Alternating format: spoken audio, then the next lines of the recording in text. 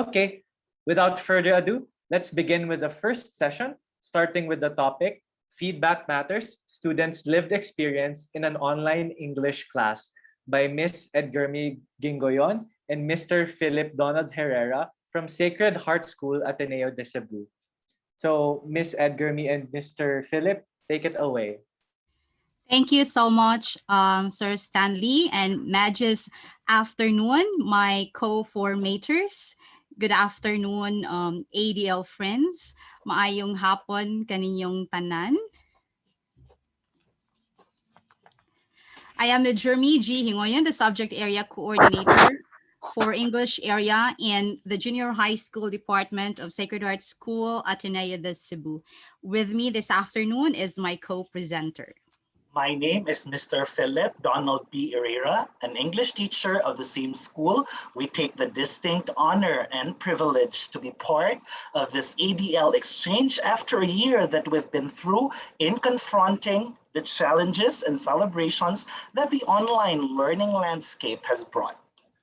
And this sharing is conceptualized with the title Feedback Matters, Students' Lived Experiences in an Online English Class. Our sharing this afternoon covers the following.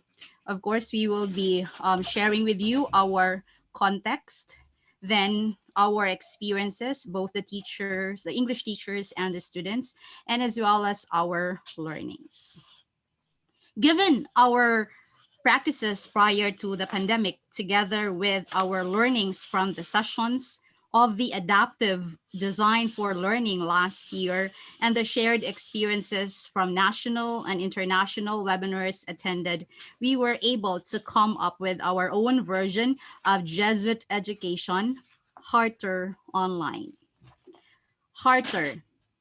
Okay, Jesuit education, of course, has always been adaptive and innovative. Harter, H for holistic, which seeks to form the entire individual. E for empowering, which promotes independent learning. A for adaptive, which is designed to help students adapt and thrive in a volatile, uncertain, complex, and ambiguous world or VUCA world. R for relevant, which provides curated curriculum to teach the most essential understandings and competences so that learning can be translated to practical application in today's context. T for technology aided, which maximizes the use of technology as an aid to instruction and not a substitute for it. E for engaging, which provides modules for active and interactive learning to promote student engagement. And R for reflective, in which learning experiences are designed to allow students to empathize, make meaning, broaden awareness, and consider the viewpoints of others. In the junior high school department, we follow a 6-day learning cycle from Monday to Friday through a 10 to 12 cycle trimester. For the junior high school English, there are 4 sessions in a cycle with one synchronous session for 20 minutes, while the other 3 are a 50-minute segments of asynchronous work. For the entire junior high school, we are using MS Teams as our learning management system.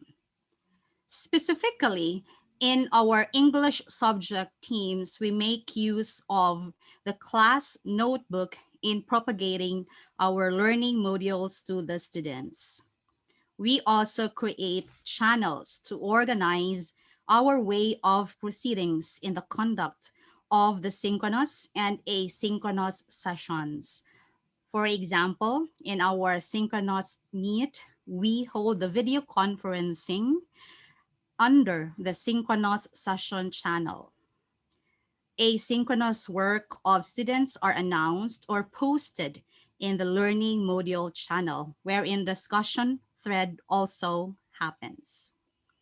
Since we consider our Harter Online as something it's new, it's basically a new program last year, and it was like a work in progress when it was implemented.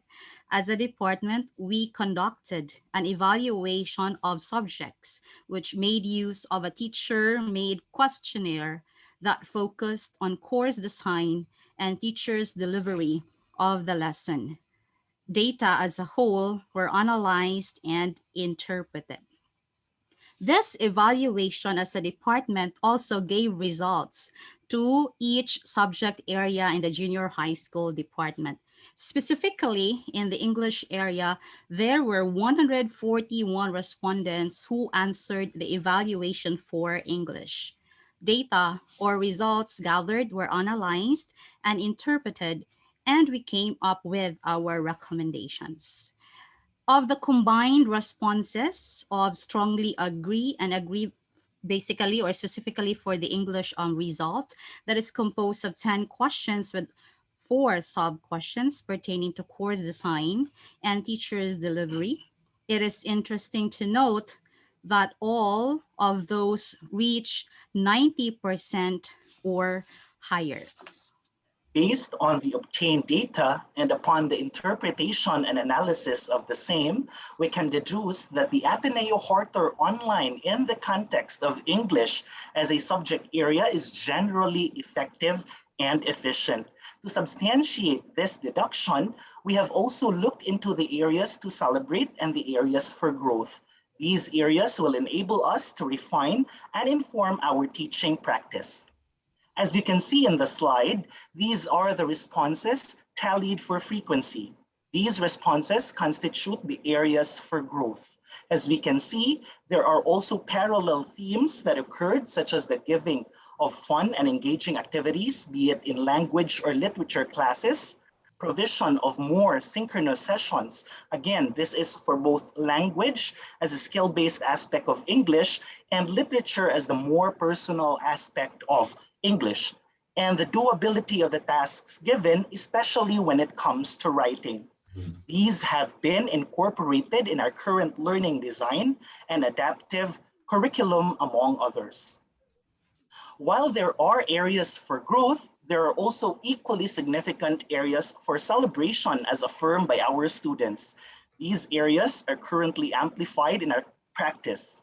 These areas are as follows: the continued provision of the English learning modules that are clear, concise, relevant, and organized.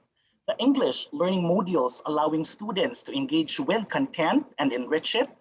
And finally, the English teacher's presence being felt by the students in the learning modules and in the asynchronous sessions. Given all these data at hand, we move forward and concretize them with the following recommendations. One is the refinement of the survey tool to allow generation of more thematically enriching responses from both students and teachers across subject areas. Two is, of course, the purpose of this sharing to improve teaching learning process specifically for English, not just by mere intuition, but by data-informed decisions and policies. This way, we can better serve our clients, our students, whom we form and nurture. Finally, we acknowledge that this is not the end-all, be-all of teaching learning. We propose that there must be an ongoing needs analysis to further enrich, inform, and refine the teaching of English in the new normal. This way, we are forming our students to become reflective communicators for a hope-filled future.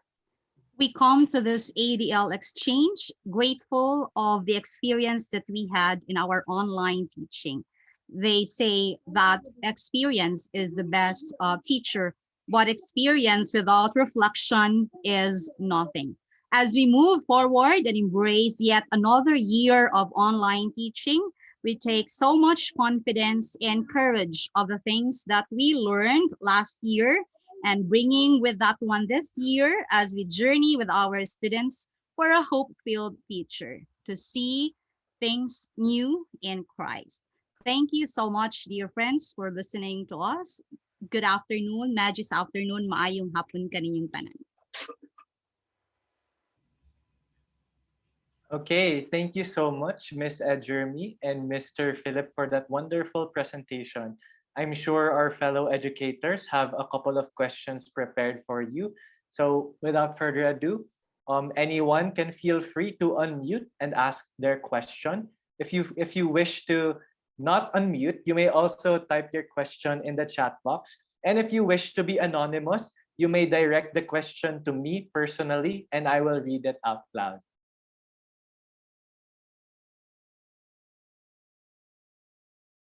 So once again, the floor is now open for questions. Okay, so we have an anonymous question. Hi, did you have any challenges with students who have difficulties with tech and or net connection? What were the strategies that you employed to ensure that they are not left behind? Hi, Magis afternoon. Of course, we experienced that one, and how do we know about it?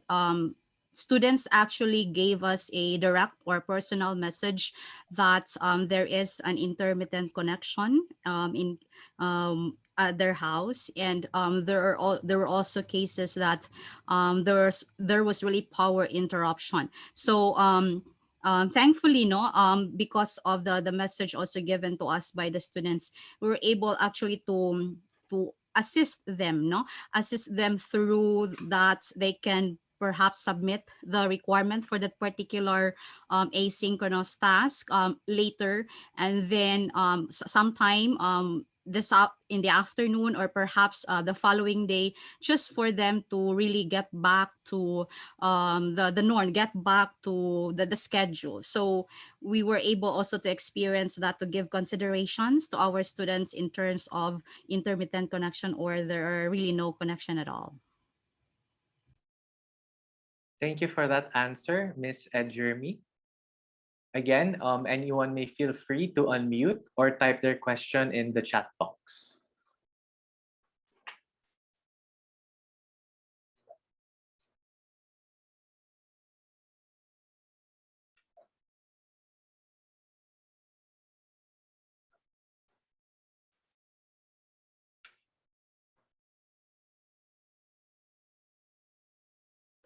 In addition also to that one, Stanley, students also were actually asked to notify the office pertaining to really connection, so that they will also be acknowledged, and then there will also a proper help or assistance will also be given to the following students. So on our end as teachers, we will be able to be we will be notified by the secretary of our office or the department virtually, of course, that these students have experienced intermittent connection or slow internet or no connection at all.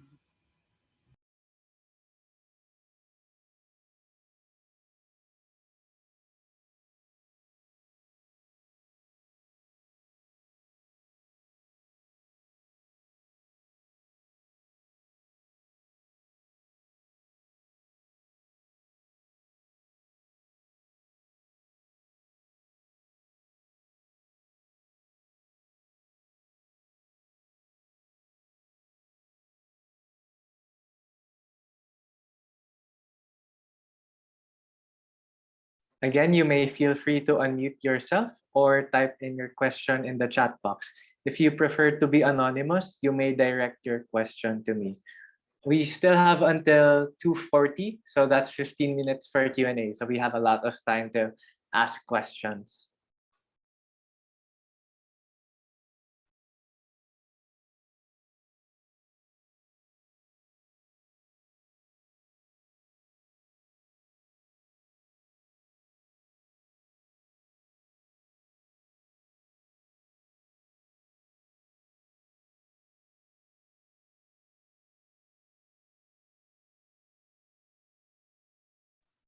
If I may ask Miss Edgermi and Sir Philip, just while we're waiting for the other participants, I guess one thing you can answer is what were the challenges you faced in, designing this whole framework or program, and how did you get over these challenges? Can I take that question, Mr. Guevara? There were a lot of challenges that we encountered, especially last year. It was our first time. So basically, personally, there was no framework for me as to how I should go about the teaching learning. But I think one of the most important things, most significant things that happened last year was the ADL. The ADL really became the framework of what we have conceived. And that's why we're paying it forward also to ADL and to our other schools, to our other partner schools, so that they will learn from us and we will also learn from them, because we understand that, as I have mentioned in my sharing earlier, this is not the end all be all of teaching learning. There are still a lot of things that we can learn, and this is a very good time to explore for the educational landscape of our country. If I may also add with that one, Stan, to what Mr. Herrera also mentioned, at first actually is we were so confused, no, of what or how we are going to deliver now that we are going to have it online, because it's really really different from the face to face. So we were confused as to what LMS. That's one challenge that we faced actually. How do we deliver it? And we have to decide on which LMS we are going to use. Before the use of the MS Teams, we were into Google Classroom, all the workspaces that Google provided actually. And then once the administration also was able to finalize that we are going to make use of the MS Teams. So we were again worried because some of our files, most of our files in the Google were there in the Google Classroom, and there is a different feature when we had now our MS Teams. And when we attended ADL, no, as mentioned by Mr. Herrera, it actually shed light. But when light came, actually we were still confused on how we are going to go about it, especially on the making of our content. How are we going to structure it? So eventually we go back really to the IPP. No, even if it is a learning module, even if we term it as a course design or however it is, because the terms actually changed when we had our online landscape already. No, before we had the UBD, we had something like that. So right now it's going to be course design, learning module. So it's the same term, but we always go back to the parts of the IPP. That's the anchor of how we made our course design, our learning modules. Thank you so much for that, Miss Edgermi and Sir Philip. We actually have another question, another anonymous question. So the question goes, what were the steps that you did in making the evaluation tool? All right. So in conceptualizing the evaluation, it was actually out of how we can get the feedback after this online experience for a year. So basically, we want to know the effectiveness of the synchronous and the asynchronous components of the teaching learning process. So we anchor on that particular idea. So the best way for us is to actually get feedback from our students. So there we crafted questionnaire. The questionnaire actually was made or crafted out from our Ateneo or Harter online provisions, and then we also anchor it to the evaluation forms that we have for the teachers, and we also read literature on review in really crafting the questions. So with that one, we're able to craft already, and then it was administered also with the help of all of us, since it is a department, actually a department evaluation. So there were like 991 respondents that answered, but it was purposively stated there that only these students will answer for English, only these will answer for Filipino, only these will answer for science, and so on and so forth. That is why we were able to get our own data solely for English. The rest of the subject areas also had their own interpretation of the data that they got from this department evaluation and cascading to the subject area.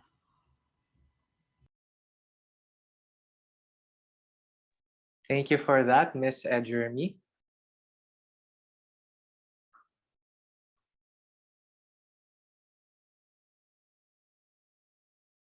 So again, you may feel free to unmute yourself or type in your question in the chat box or direct message it to me.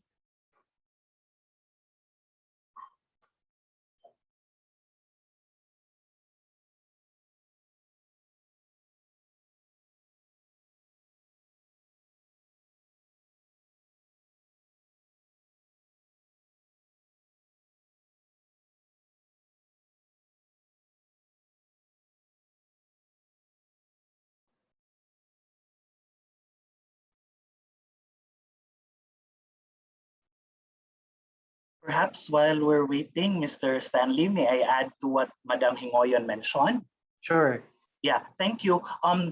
This entire thing, this endeavor is actually our answer to that constant call of data-informed decisions. We are now changing our paradigm. We are not banking on mere intuition. We are moving towards that particular paradigm of data-driven policies. Okay, so we make this, the results of this endeavor shall be our framework in crafting, in refining, and informing our practice. So I hope that the other schools also will move toward that paradigm. Thank you for that answer, Sir Philip. We actually have a new question in relation to what you just discussed.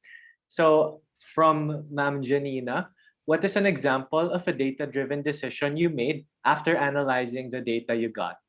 Since we have already our data, right now, actually, we are on that one. No, we are answering the result of what we got from our students based on their feedback. So the first thing that we did is actually we using the ADL course design template review. We were able to make use of that one because it had a lot of what do you call this one, provisions there, whether we have this orientation to our students, that's pertaining to learning module 0, if we were able to give an orientation, if the coaches were there, and so on, and the rest of the questions also followed. So one, that's we made use of the template for the course design review. Second was based on the data, we were able to actually gather as an institution through the vertical articulation from grade school up to senior high school. So let's say in our case, we met also with the teachers in the grade school teaching English, and we met also with the senior high school teaching also the literature there.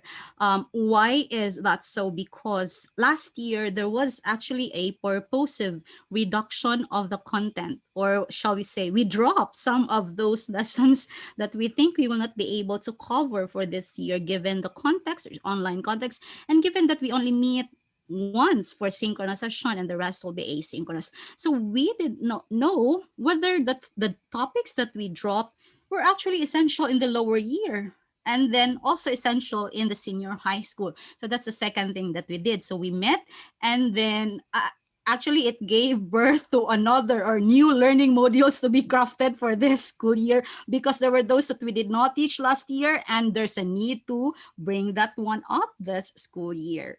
And I think the third one right now is that we are now implementing our revisions in the adaptive curriculum that we made in our course outline, and of course in our learning modules. Thank you for that, Ma'am Edgermi. We have another anonymous question. It goes, what were the interventions that you did based from the findings and results that you were able to gather? All right. Right now, since we are making use of the data, the step that we have just taken is actually to look into these in our content, in our delivery of the lesson this school year. And perhaps as we go along, we will again revisit. If the ones that we placed as a revision in our content and our mode of delivery was really carried, then that's the time we will be able to really look into what interventions that we are going to make. Thank you. Thank you for that, ma'am. If there are any more questions, you may. Okay, we have another anonymous question. Based on the feedback from your students, they are requesting for more synchronous sessions. What could be the reason for this? Are they having difficulty learning the content on their own? Or do they prefer more interactive discussions, especially for literature? Actually, I can say that both. No, there were choices given. Our answer to that one this year, since we are about to start our school year, that will become Monday. That's our first day of class now. Last year was a 20-minute session, synchronous session only, and due to, of course, there are so many things that we have to really say or talk about in class. We are extending, or we are like making it 30 to 50 a minute synchronous session, because we cannot also like give in to their suggestion that there will be more synchronous in a particular subject. In our case, you only have 4 meetings in a cycle. One for that one is synchronous, and of course screen time also matters, no, for students. In one of the comments of the students there actually was, they need to bring back, no, more classical texts, no. So that's why, as an answer to that one, we are also including that one in our learning modules this time. Perhaps Mr. Herrera can also add. Yeah, I agree with what Madam Gingoyon mentioned. For us teachers, it's really difficult to strike a balance. We understand the point of the students asking for more synchronous session, especially when it comes to literature, because of course it can enrich the content. But there are also valid, equally valid reasons, no, that we need to consider, and that would also allow us to regulate the screen time. So it's really difficult to strike a balance. So we are just looking into other mechanisms. We are exploring other mechanisms, other strategies to bring in enrichment, to bring in supplements in our content. Thank you for that wonderful answer. I think we'll have one last question before we end the first session. And it's an anonymous question, and it goes, regarding curriculum revision, how were you able to choose the crucial topics that are needed for each level? How do you define which topics are crucial or still relevant? Thank you for that one. We always go back to our long-term action goals, in which these are our competence. And we learned this one from Father Johnny last year about competencies and competences. So we already crafted our long-term action goals, our competence, and we anchor that one. Is it really needed? Because we, in the area, we have 5 long-term action goals. So we have one for writing, we have one for speaking, we have one for interpreting literary texts, no, and then we have viewing, and then we have listening. So there are those actually that the competences that we integrated in order to really carry out. Say, for example, viewing and listening can be integrated, or we can have writing, and then we have listening and writing. We can also do that one. So that's how we actually purposefully deduce our learning content. So in that way, we can still carry out without really sacrificing the competences in the area. Okay, thank you, Ma'am Edgermi, and thank you, Sir Philip. And I guess this ends our session, our first session for today. Thank you so much once again to our speakers, and thank you so much to our listeners. I'm sure they had a lot to learn from your session, and I hope they will bring these lessons into practice as educators. So right now, we will be having a 10-minute break before we proceed to the next lecture or next session, which is Setting Up Guidance Virtual Room by Mr. Adan Abrogina from Xavier School San Juan. So once again, we'll be having 10 minutes for this. And right now, you can just you can either move to a different room depending on the topic you signed up for, or you can stay here and listen to Sir Adan's lecture. Thank you once again, and we will see you in 10 minutes.